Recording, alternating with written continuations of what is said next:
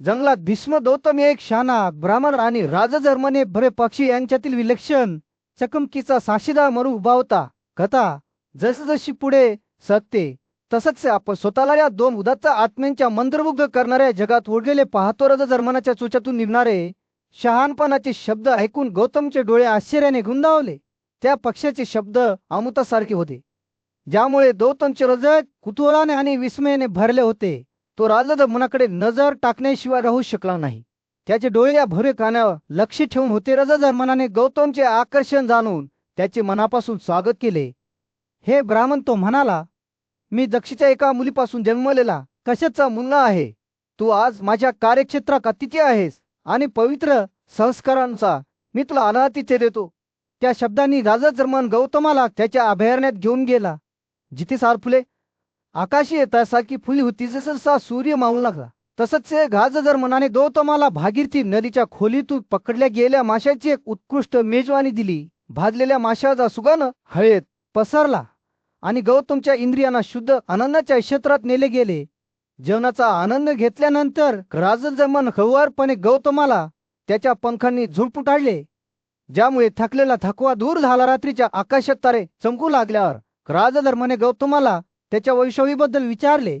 ब्राह्मणाने उत्तर दिले, मी गौतम म्हणून ओळखला जातो, एक विलंब ब्राह्मण. आणि त्यासह तो शांत झाला. विचारात खवला.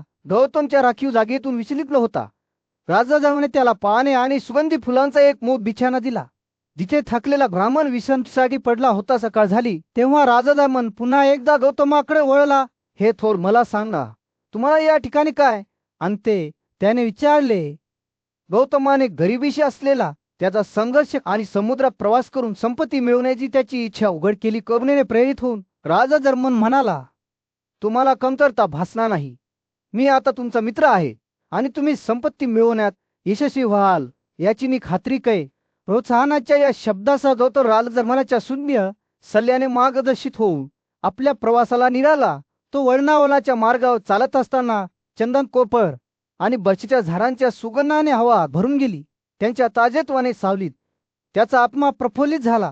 तो लवकर स्वतःला मिरवजाच्या प्रवेशद्वारावर सापडला, ज्या शहरावर विरूपाक्षी राक्षसांचा पराक्रमी राजा राज्य करत होता. फिरवाल्याप्रमाणे वेगाने धावणाऱ्या द्वारपालांनी गौतमची उपस्थिती त्यांच्या शासकाला सांगण्यासाठी घाई केली. लवकर या, त्याने त्याला आग्रह केला. घासा शरद ऋतूतील चैतन्यमय रंगांच्या दरम्यान जेव्हा कार्तिक महिन्याची सुरुवात झाली, तेव्हा भीष्मची कथा एका समुद्र चित्रपटासारखी उलगडली. तेव्हाच मध्य प्रदेशातील ब्राह्मण गौतम स्वतःला राक्षस राजा विरूपाक्षीच्या भव्य निवासस्थानी आढळले. नंतर त्या व्यक्तीने आदराने आणि अर्पणाने आपल्या अतिथीचे एका उत्कृष्ट आसनावर स्वागत केले. ते एकत्र बसले असताना विरूपाक्षाने गौतमची वंशावळ, त्याचा वेदांचा अभ्यास आणि त्याने ब्रह्मचर्य व्रत पाळल्याबद्दल विचारले. परंतु प्रश्नांची उत्तरे देण्याऐवजी गौतमाने फक्त त्याचे नाव आणि जन्मस्थान उघड केले. गौतमच्या ब्राह्मणी वैभव आणि वैदिक अभ्यासाच्या अभावामुळे निराश होऊनही राजाने आणखी एक चौकशी सुरू ठेवली. त्याच्या राहत्या देशाबद्दल गौतमाने शांतपणे प्रामाणिकपणे उत्तर दिले की तो एका शिकारीच्या गावात राहतो, ज्याचे लग्न एका शुद्ध विधवाशी झाले आहे. त्याचे शब्दशः ऋतूतील वाऱ्यासारखी हवेत तरंगतात. विरूपाक्षीचे विचार आतल्या बाजूला वळतात, परिस्थितीचे वजन करतात आणि योग्यता कशी मिळवायची याचा विचार करतात. त्याने गौतमचा दूरचा मित्र राजधर्मन याच्याशी असलेल्या त्याच्या मैत्रीबद्दल चिंतन केले आणि त्याला माहीत होते की त्याने त्याच्या प्रिय नातेवाईकाला जे आवडेल ते केले पाहिजे. नीतीप्रमाणे उत्तम पोशाख परिधान केलेले हजारो विद्वान ब्राह्मण राजवाड्यात आले. राक्षस राजा विरूपाक्षाने योग्य सन्मानाने त्यांचे स्वागत केले. त्यांना बसण्यासाठी कातडी पसवल्या. त्याने पवित्र विधी म्हणून ती गवताची हिरवी पट्टी आणि पाणी अर्पण केले. त्यापैकी काहींची निवड विश्वदेव, पित्री आणि अग्निदेवतांचे प्रतिनिधित्व करण्यासाठी केली गेली. चंदन, पेस्ट आणि फुलांनी अभिषेक केला. त्यांचे वैभव तेजस्वी असलेल्या ब्राह्मणांना कोरीव कामांनी सुशोभित केलेल्या तूप आणि मधाने तयार केलेल्या उत्कृष्ट अन्नाने भरलेल्या सोन्याच्या थाळ्या मिळाल्या. ही एक प्रथा विरूपाक्ष होती, जी दरवर्षी आषाढ आणि पौर्णिमेच्या दिवशी आणि विशेषतः कार्तिकीच्या रात्री साजरी केली जात असे, जेव्हा तो आपल्या पाहुण्यांवर सोने, चांदी, दागिने, रत्ने, मोती, हिरे, लापिस लाजुली, दगड, हरिण, कतडी आणि रामकू कातडी अशा संपत्तीचा वर्षाव करत असे. ब्राह्मण निघून जाण्याच्या तयारीत असताना विरूपाक्षाने त्यांना संबोधित केले. या रत्ने आणि रत्नांमधून तुम्हाला हवे तितके घ्या आणि ते वाहून जाण्याची आशा करू शकता. त्यांनी रात्रीच्या जेवणासाठी वापरलेल्या सोन्याच्या थाळ्या घेण्याची सूचनाही त्यांनी त्यांना केली. त्यांच्या अंतःकरणात भरून ब्राह्मण वैभवशाली मार्ग सोडून निघून गेले, मात्र आपल्या सोन्याच्या जळ ओझेमुळे भारावून गेलेल्या गौतमाला ते वाहून नेण्यासाठी धडपड करावी लागली. जेव्हा तो बनियनच्या झाडाखाली बसला, जिथे त्याला पहिल्यांदा क्रेन भेटली, तेव्हा राजा दमन प्रकट झाला. त्याने गौतमाला पंख लावण्यासाठी आणि त्याचा थकवा दूर करण्यासाठी आपले पंख फडफडवले. क्रेनच्या राजकुमाराने अन्न अर्पण केले आणि गौतमची पूजा केली. जंगलाच्या मध्यभागी एका भव्य बनियान वृक्षाच्या सावलीत उंच आणि धगधगत्या ज्वालांनी पेटणारी आग राजा धर्मन या पक्ष्यांच्या राजकुमाराने त्याच्या बाजूला शांतपणे झोपलेल्या अतिथीच्या आरामासाठी ही आग पेटवली होती. पक्षाला माहीत नसलेला त्याचा यलमा तो जसा दिसत होता तसा नव्हता. दुष्ट अंतकरण आणि कृतज्ञ आत्म्यासह गौतम हे ब्राह्मण लाल त्याच्या संशयास्पद अतिथीला ठार मारण्यासाठी तयार होताना ज्वाला नाचत असताना गौतमचे डोळे द्वेषाने चमकले. त्याने राजधर्मनाचे पंख सोडले आणि खाली उतरवले. नंतर अग्नीवर मांस भाजले. भरघोस आनंदाने त्याने पक्ष्याचे मांस गिळले. त्याच्या कृतींच्या गंभीरतेचा कधी विचार केला नाही. दुसऱ्या दिवशी सकाळी जेव्हा राक्षस राजा विरूपाक्षने राजधर्मनाचा ठावठिकाणा विचारला, तेव्हा गौतम कुठेच सापडला नाही. त्याच्या प्रियमित्राची कोणतीही खून न होता. 2 दिवस कुठून गेल्याने विरूपाक्षाची चिंता धोक्यात आली. त्याने आपल्या मुलाला बोलावून राजधर्मनाच्या बेपत्ता होण्याच्या प्रकरणाची चौकशी करण्याचे आदेश दिले. राजकुमार राक्षसांच्या एका गटासह मोठ्या वेगाने जंगलात धावून निघाला. जेव्हा ते बनियनच्या झाडावर पोहोचले, तेव्हा त्यांना राजधर्मनाचे अवशेष सापडले. ते एक भयानक दृश्य ज्याने त्यांची अंतःकरणे दुःखाने भरून गेली. राक्षसाने लगेचच गौतमाला शोधून काढले आणि त्याला मेळवजाकडे पळत आणले, जिथे त्यांनी त्याला त्याच्या मित्राच्या विकृत मृतदेहासमोर विरूपाक्षाकडे सादर केले. राजधर्मनाचे अवशेष पाहून राजाचे डोळे भारावून गेले. त्याचे सल्लागार आणि पुजारी त्याच्या विलापात सामील झाले. त्यांचे आवाज संपूर्ण शहरात प्रतिध्वनित झाले, कारण लोक त्यांच्या प्रिय पक्षाच्या निधनाबद्दल शोक करत होते. ही बातमी पसरतात सूड घेण्याची त्यांची इच्छा आणि त्यांच्या कर्तव्याच्या भावनेमध्ये राक्षस विखुरले गेले. अनेकांनी गौतमचे मांस खाण्यास नकार दिला. त्याला फसवणे खूप पापी वाटले. त्याऐवजी त्यांनी विरूपाक्षाकडे विनंती केली की जंगलात फिरणाऱ्या दरोडेखोरांना ब्राह्मणास देऊ द्या. राजाने होकार दिला आणि राक्षसांनी गौतमचे तुकडे केले आणि त्याला नभक्षकांच्या ताब्यात दिले. तथापि या कठोर व्यक्तीनेही गौतमासारख्या कृतज्ञ व्यक्तीचे मांस खाण्यास नकार दिला. त्यांनाही हे समजले की ज्याने मित्राला दुखावले आणि कृतज्ञ झाला त्याला प्रायश्चित्त मिळणार नाही. शेवटी गौतमचे अवशेष किडे किंवा सडलेले पक्षी व्यंगुत करीत नव्हते, तर त्याची दुष्टता त्याच्या खोलवर शोषून घेणारी पृथ्वीच होती. दूरच्या एका देशात मैत्री आणि निष्ठेची एक कथा उरडत होती. पराक्रमी राक्षस राजा विरूपाक्षने त्याचा प्रिय मित्र राजधर्मन सरसांचा राजकुमार गमावला होता. दुःखी विरूपाक्षाने मौल्यवान दागिने, रत्ने, अत्तर आणि महागड्या पोशाखांनी सुशोभित एक भव्य अंत्यसंस्काराची चिता बांधण्याचे आदेश दिले. चितेने ज्वाला व्यापल्या असताना राक्षस राजाचे हृदय दुःखाने भारावून गेले. पण नीतीच्या इतर योजना होत्या. दक्षिची कन्या शुभ देवी सुरभी चित्त्याच्या वर आकाशात प्रकट झाली. तिच्या स्तनांमध्ये दूध भरलेले होते आणि तिच्या तोंडातून दूध आणि मर यांचे झणझणीत मिश्रण वाहत होते, जे राजधर्मनाच्या शरीरावर पडले. चमत्कारिकपणे साहसांचा राजकुमार हालचाल करू लागला.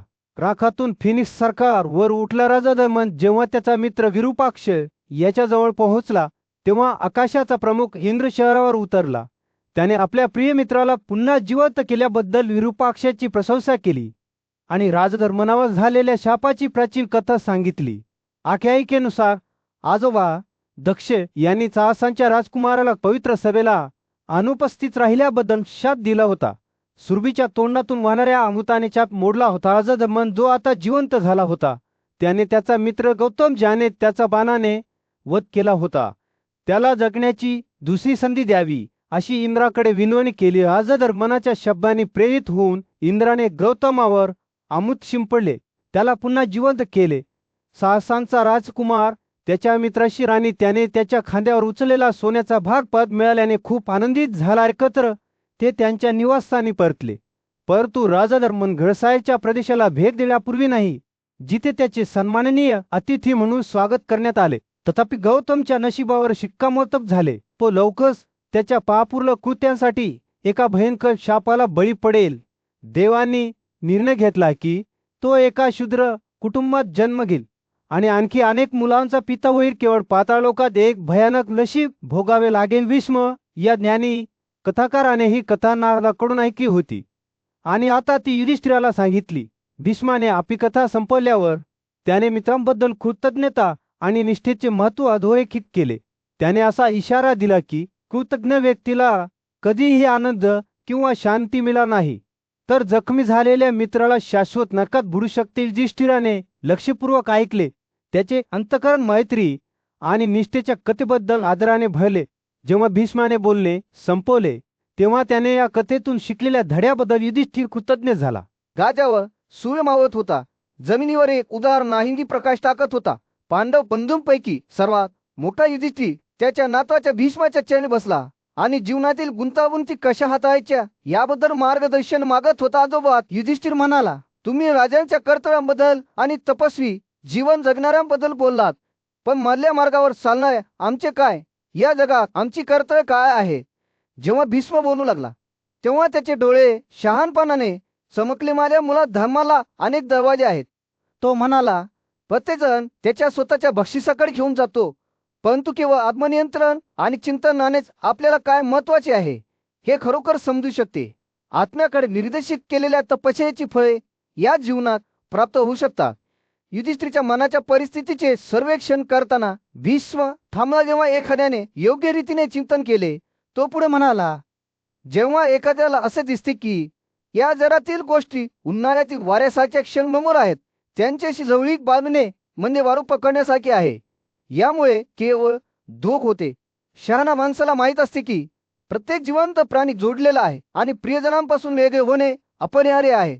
ज्या गोष्टींवर आपण नियंत्रण ठेवू शकत नाही त्याबद्दल आपण शोक करू नये. जेव्हा भीष्माने आपला मुलगा गमावलेल्या सेनाधिपतीच्या राजाची एक प्राचीन कथा सांगण्यास सुरुवात केली तेव्हा युधिष्ठिरचे डोळे कुतूहलाने रुंदावले. एक ज्ञानी ब्राह्मण राजाच्या दरबारात आला आणि असे शब्द बोलला ज्यामुळे राजाचे जीवन कायमचे बदलेले आहे. विद्वान हे काय आहे? ब्राह्मण हसला. त्याचे डोळे करुणेने चमकले. माझ्या मुला, तो म्हणाला, मी माझ्या स्वतःच्या आत्म्यालाही माझे मानत नाही. मी जगाकडे एक विचार परस्पराशी जोडलेले जाळे म्हणून पाहतो. जेव्हा मला समजते की सर्व प्राणी नदीवरील लाकडाच्या दोन तुकड्यासारखे आहेत, ते एकत्र येतात आणि नंतर पुन्हा वेगळे होतात, तेव्हा तो मला स्पर्श करू शकत नाही. युधिष्ठिर जेव्हा भीष्माने ब्राह्मणाच्या शब्दांबद्दल बोलणे सुरू ठेवले तेव्हा त्याने ऐकले. आज शिरकाव गेला. तो म्हणाला, मानवी जीवनातील आनंद आणि दुःख हे चाकासारखे असतात. सुखानंतर दुःख येते आणि दुःखानंतर आनंद येतो. आपण दोघांशी असलेली आसक्ती सोडायला शिकले पाहिजे. जसा सूर्य क्षितिजाच्या खाली बुडाला तसंच से युधिष्ठिराला त्याचे हृदय समजुतीने विस्तारत असल्याचे जाणवले. त्याला जाणवले की खरा आनंद बाह्य परिस्थितीत नाही तर मनाच्या शांततेत असतो. उन्हाळ्याच्या दिवशी सौम्य वाऱ्यासारखे भीष्मचे शब्द हवेत तरंगले. शहाणा माणसाला माहीत असते की सर्व काही नीतीवर अवलंबून आहे. तो म्हणाला, आपण आनंद आणि दुःख दोन्ही अविजित अंतकरणाने सहन करायला शिकले पाहिजे. युधिष्ठिर म्हणून ज्या जगात वेक्षण नमूर आणि विध्वंसक आहे त्या जगात युधिष्ठिराने आपल्या नातू भीष्माकडून मार्गदर्शन मागितले. सर्व सृष्टी नष्ट करणारा का पुढे जात आहे? तो म्हणाला, मला सांगा आजोबा, मी कोणती चांगली गोष्ट शोधावी? भीष्माने उत्तर दिले की एक प्रकारची कथा मनात आली. एक समर्पित वडील आणि मुलगा ज्याने जीवनाच्या स्वरूपाबद्दल सखोल संभाषण केले होते. ही कथा एका ब्राह्मणापासून सुरू झाली जो वेदांमध्ये सखोल शिकलेला होता आणि त्याला मेधावी नावाचा एक शहाणा आणि बुद्धिमान मुलगा होता. एके दिवशी मेधावी त्याच्या वडिलांकडे गेला जे अजूनही त्याच्या अभ्यासात मग्न होते. हे पित्या शहाणा माणसाने काय करावे? मेधावीने विचारले. मानवी जीवन इतके क्षणभंगुर आहे हे पाहून त्यांच्या फळाचा उल्लेख न करता एखाद्याने कोणती कर्तव्ये पार पाडली पाहिजेत ते मला सांगा. जगाच्या पद्धतींबद्दल पारंगत असलेले वडील हसले आणि समजावून सांगू लागले. प्रथम तो म्हणाला, एखाद्याने ब्रह्मचर्य पद्धतीचे पालन केले पाहिजे. वेदांचा समर्पणाने अभ्यास केला पाहिजे. मग मुलांनी त्याच्या पूर्वजांना जन्म आणि मृत्यूच्या चक्रातून वाचवावे अशी इच्छा व्यक्त केली पाहिजे. त्यानंतर अग्नी लावून एखाद्याने विविध संस्कारानुसार यज्ञ केले पाहिजे. शेवटी एखाद्याने जंगलात प्रवेश केला पाहिजे. चिंतन करण्यासाठी स्वतःला समर्पित केले पाहिजे. मेधावीने लक्षपूर्वक ऐकले परंतु नंतर तो चिडला जेव्हा जग अशा प्रकारे सर्व बाजूनी वेढलेले असते आणि त्याच्यावर हल्ला केला जातो आणि जेव्हा अशा घातक परिणामांच्या अप्रतिरोधी गोष्टी त्याच्यावर पडतात, तेव्हा तुम्ही हे शब्द इतक्या शांतपणे कसे म्हणू शका? वडिलांनी आपल्या मुलाकडे जिज्ञासू भावनेने पाहिले. जग कसे हल्ला करीत आहे, त्याच्या भोवती काय आहे आणि येणाऱ्या आणि जाणाऱ्या त्या अप्रतिरोध गोष्टी काय आहेत. माझी उत्कटता वाढत गेली, कारण त्याने हे स्पष्ट केले की मृत्यू हा अंतिम आक्रमणकता आहे, मानवी जीवनाचा सततचा सोबती आहे. प्रत्येक रात्र आपल्याला आपल्या स्वतःच्या मृत्यूच्या जवळ कशी आणते आणि शहाणपणाने आपण ज्ञानाच्या पोषकाने स्वतःला कसे झाकले पाहिजे याबद्दल तो बोलला. जेव्हा मृत्यू स्थिरपणे जवळ येत असतो, तो म्हणाला, उथळ पाण्यातील माशांसारखे कोण आनंदी होऊ शकते? त्याचे वडील लक्षपूर्वक ऐकत होते. त्याची अभिव्यक्ती अधिक विचारशील होत होती. मुलाचे शब्द तातडीचे होते, जणू काही त्याच्या वडिलांना दिवस हातात घेण्याचा आणि त्याच्या भल्यासाठी जे आहे ते पूर्ण करण्याचा इशारा देत. मृत्यू त्याच्या पीडितांना त्यांची कृत्ये पूर्ण होण्यापूर्वी ओरतो. तो म्हणाला, उद्याची कृत्ये आजच केली जावी. दुपारची कृत्ये पहाटेची त्याच्या वडिलांनी ऐकले. त्याचे डोळे सखोल समजूतदारपणाने भरले. जीवन कसे क्षणिक आहे आणि येथे प्रसिद्धी आणि त्यानंतरचा आनंद प्राप्त करण्यासाठी सद्गुणांचा सराव कसा केला पाहिजे याबद्दल बोलताना वेदर्वीन पुढे म्हणाले, ते आसक्तीच्या धोक्याबद्दल बोलले. ते आपल्याला एका दोरासारखे कसे बांधते, जे सत्यतेशिवाय मोडता येत नाही, जो जिवंत प्राण्यांना कधीही दुखावत नाही. तो म्हणाला, अशा संस्थांकडून कधी जखमी होत नाही, जे जीवन आणि मालमत्तेचे नुकसान करतात. हस्तिनापूरच्या गजबजलेल्या रस्त्यांवर एक उबदार नारिगी चमक दाखवणारा सूर्य राजावर मावळत होता. बुद्धिमान आणि न्यायी राजा युधिष्ठिर आपल्या सिंहासनावर बसून विचार करत होता. तो आपले पूजक आजोबा भीष्माकडे वळला आणि त्याने विचारले, प्रिय आजी, मला सांगा, जे श्रीमंत आणि गरीब आहेत त्यांच्यासाठी आनंद आणि धोकाचा स्रोत काय आहे? त्यांच्या प्रथा आणि विधी त्यांच्या जीवनाला कसे आकार देतात? जेव्हा त्याने एक प्राचीन कथा सांगण्यास सुरुवात केली, तेव्हा भीष्मचे डोळे चमकले गेले. काही दिवस तो म्हणाला, मला एक ब्राह्मण भेटला, ज्याला त्यागाच्या मार्गाप्रती असलेल्या भक्तीद्वारे शांती आणि मुक्ती मिळाली होती. त्याने मला हे श्लोक गायले, ज्या क्षणापासून आपण या पृथ्वीवर जन्मलो आहोत, त्या क्षणापासून आपल्याला विविध प्रकारचे दुःख आणि आनंद मिळत आहेत. जर आपण त्याचे श्रेय नशिबाला दिले, तर आपण नशिबाने आनंद करू नये किंवा दुर्दैवाने विलाप करू नये. ब्राह्मणाचे शब्द आव्हानांसारखे हवेत लटकत होते. भीष्म पुढे म्हणाले, त्याने मला सांगितले की इच्छेपासून मुक्त मन असूनही एखाद्यावर अजूनही जर ओझे असते. आपण आपल्या सर्वोच्च भल्यासाठी प्रयत्न करतो, परंतु अनेकदा आपल्या मनावर नियंत्रण ठेवण्यास अपयशी ठरतो. आनंदाचा खरा मार्ग सांसारिक मालमत्ता आणि इच्छांचा त्याग करण्यात आहे. भीष्म बोलत असताना त्याच्या शब्दांनी युधिष्ठिरच्या मनात जिवंत चित्रे काढली. त्याने जीवनाच्या त्रासांनी थकलेल्या सर्व आसक्ती सोडून आणि पृथ्वीवर फक्त जगणाऱ्या ब्राह्मणाची कल्पना केली. तो म्हणाला की इच्छामुक्त असलेली व्यक्ती शांतपणे झोपते आणि आनंदाने भरलेल्या नवीन दिवसासाठी जागे होते. भीष्माने स्पष्ट केली. युधिष्ठिरची उत्सुकता वाढत गेली. प्रिय आजी, याचा अर्थ काय? त्याने विचारले. भीष्माचे डोळे चमकले आणि त्याने उत्तर दिले, याचा अर्थ असा आहे की खरा आनंद संपत्ती किंवा सामर्थ्यात नाही, तर इच्छा आणि आसक्ती न बाळगता साधे जीवन जगण्यात आहे. मी सार्वभौमत्वाच्या विरोधात गरिबीला शहाणपणाच्या पटावर तोलले आणि गरिबी अधिक गुणासह सिद्ध झाली. राजाचे विचार त्याच्या स्वतःच्या जीवनाकडे वळले. त्याला संपत्ती आणि गरिबी या दोन्हींची माहिती होती आणि त्याला आश्चर्य वाटले की खरोखर कोणते चांगले आहे. भीष्म पुढे म्हणाला, चिंतेने भालेला आणि धमक्यांनी वेढलेला एक सार्वभौम मृत्यूच्या जबड्यात अडकलेल्या हरणासारखा असतो, परंतु मोह आणि इच्छांपासून मुक्त असलेला गरीब माणूस सहजपणे पृथ्वीवर फिरतो. त्याचे हृदय शांततेने भरलेले असते. जसा सूर्य क्षितिजाच्या खाली बुडाला आणि राज्याची चमक मंदावली, तसंच ते भीष्मचे शब्द एका चेतावणीसह संपले. समृद्धी हा एक शाप असू शकतो. वाऱ्याने चालवलेल्या शरद ऋतूतील ढगांसारखा एखाद्याचा निर्णय ढगाळ करतो. तो आपल्याला अभिमानाने नशेत टाकतो आणि आपला खरा स्वभाव विसरायला लावतो. तो थांबला. त्याचे डोळे युधिष्ठिराकडे बंद झाले. भीष्माने घोषित केले की ब्राह्मणाने म्हटले आहे की खरे सुख प्राप्त करण्यासाठी आपण सर्व सांसारिक आसक्ती आणि इच्छाचा त्याग केला पाहिजे. एका भव्य सभेमध्ये ज्ञानी आणि न्यायी राजा युधिष्ठिराने पूज्यवशी भीष्माला एक प्रश्न विचारला. जर एखाद्याला दानधर्म आणि यज्ञ करण्याची इच्छा असेल, परंतु तसे करण्यासाठी संपत्ती नसेल तर आनंद प्राप्त करण्यासाठी त्याने कोणत्या मार्गावर जावे? भीष्मचे डोळे चमकून गेले जेव्हा त्याने बोलण्यास सुरुवात केली. हा आनंद संपत्ती किंवा मालमत्ता जमा करण्यात नाही, तो म्हणाला. त्याचा आवाज सौम्य पण ठाम होता. जो आनंद आणि दुःख, सन्मान आणि अपमान अशा सर्व अनुभवांना समान नजरेने पाहतो, जो बोलण्यातील सत्य, आसक्तीपासून स्वातंत्र्य आणि कोणत्याही कृतीची इच्छा जोपासतो, त्याच्यात तो आढळतो. भीष्माचे शब्द वचनाप्रमाणे हवेत तरंगले. जेव्हा तो बोलत होता तेव्हा त्याला मानकी या माणसाची एक प्राचीन कथा आठवली, जो एकेकाळी त्याच्या संपत्तीच्या इच्छेने भस्म झाला होता. भीष्म म्हणाला, मानकीने संपत्ती मिळविण्यासाठी सर्वतोपरी प्रयत्न केले होते, पण नशीब त्याच्या विरोधात होते. त्याने 2 तरुण बैल विकत घेतले, परंतु ते एका मजबूत उंटाने वाहून गेले, ज्यामुळे मानकीचे मन तुटले. भीष्माने पुढे बोलताना सभेने लक्षपूर्वक ऐकले. मानकीच्या लक्षात आले की त्याची संपत्तीची इच्छा व्यर्थ आहे आणि अगदी दृढनिश्चयी प्रयत्नही यशाची हमी देऊ शकत नाही. तेव्हाच त्याला सांसारिक मालमत्तेच्या आसक्तीचा त्याग करण्याचे महत्त्व समजले. सर्व इच्छा सोडून देणारा व्यक्ती त्याची उद्दिष्टे साध्य करणाऱ्या व्यक्तीपेक्षा श्रेष्ठ आहे. भीष्माने घोषित केलेल्या शब्दांवर विचार करत असताना मानकीचा स्वतःचा आवाज त्यांच्या मनात प्रतिध्वनित होत होता. माझ्या संपत्तीच्या इच्छेमुळे मी वारंवार फसलो होतो, तो म्हणाला. त्याचा आवाज खेदाने भरलेला होता. मी स्वतःला आसक्तींपासून मुक्त का करत नाही? तो विलाप करत म्हणाला, माझा आत्मा लाजाळू आहे आणि मी त्याच्या लहरीपणाचा गुलाम आहे. भीष्माचे शब्द एका हलक्या वाऱ्यासारखे होते, ज्याने मनकीच्या हृदयाच्या पानांना झुडपून काढले. तुम्ही तुमची संपत्ती वारंवार गमावली आहे, तो म्हणाला, आणि तरीही तुम्ही तिला चिकटून आहात.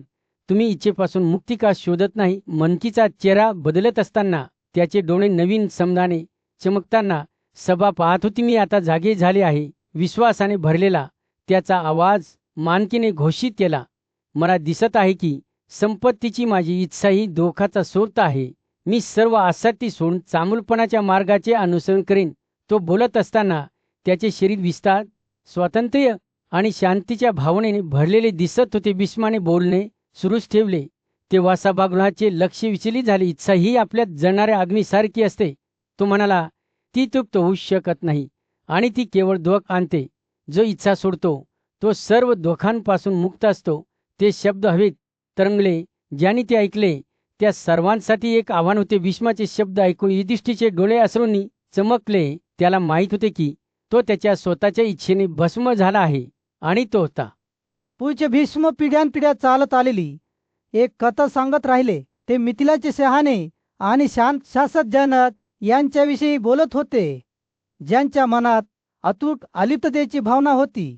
माझी संपत्ती अमर्याद आहे, जनक म्हणायचा, आणि तरीही माझ्याकडे काहीही नाही. माझ्या राजाची संपत्ती देखील मिळवलेल्या आसक्तीच्या स्वातंत्र्याशी तुलना करू शकत नाही. पूज्य ऋषी, अयोध्येकडून मार्गदर्शन मिळवणाऱ्या नहुषाचा मुलगा या तिच्या कथेत परिवर्तित होत असताना भीष्माचे डोळे चमकले. ये तिने अयोध्येतील उल्लेखनीय शांतता आणि इच्छा किंवा आसक्तीमुळे प्रभावित न होता जर फिरवण्याच्या त्याच्या क्षमतेच्या कथा ऐकल्या होत्या. तरुण राजकुमार नम्रतेने आणि कुतूहलाने अयोध्येकडे गेला आणि असे राज्य कसे प्राप्त करावे याबद्दल सूचना मागत होता. अष्टपैलू बुद्धिमान असलेल्या अयोध्याने उत्तर देण्यापूर्वी लक्षपूर्वक ऐकले. त्याने स्पष्ट केले की त्याने इतरांना सूचना दिल्या नाहीत, तर त्याच्या 6 आदरणीय शिक्षकांच्या मार्गदर्शनाचे पालन केले. पिवळा ओसपडे साप, जंगलातील मधमाशी, शाक्त तयार करणारी आणि मनोगटावर समुद्राच्या कवचापासून बनवलेले पायघोळ असलेली मुलगी, तुम्ही त्यांच्या आत्म्याला चिंतनाने पकडू शकता, अयोध्या हळुवारपणे म्हणाली. जेव्हा भीष्मने अयोध्येतील शिकवणीचे वर्णन करणे सुरू ठेवले तेव्हा त्याच्या आवाजाने एक सुखदायक गुण स्वीकारला. तो पिंजळाबद्दल बोलला, जो आसक्ती किंवा अपेक्षा न बाळगता शांतपणे झोपला होता.